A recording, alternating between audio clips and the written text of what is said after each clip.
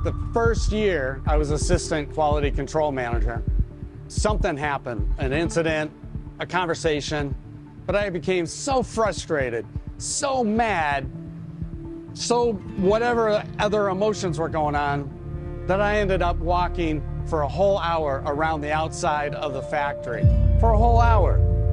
And then I went and had a conversation with the plant manager, my boss's boss, and I'm glad I did. One of the things that I think is one of the more amazing verses in the Bible is this one, and Jesus starts his Sermon on the Mount with it. Blessed are the poor in spirit, for theirs is the kingdom of heaven.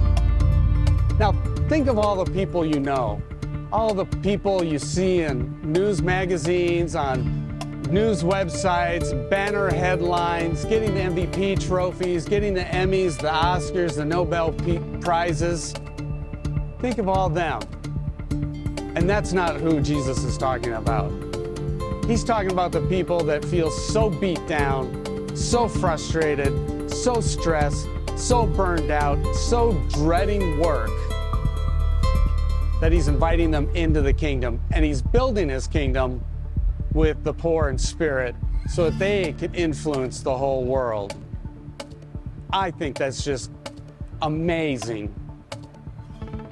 And it's one of the things that we can count on. The reason I'm glad I talked to the plant manager is because he gave me some insight that allowed me to go on.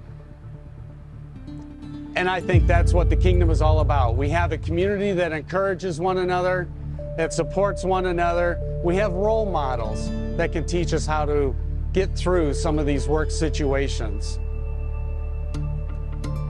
One of the things I realized about toddlers is that no matter how many times they fall and fall and fall trying to learn how to walk, they keep at it.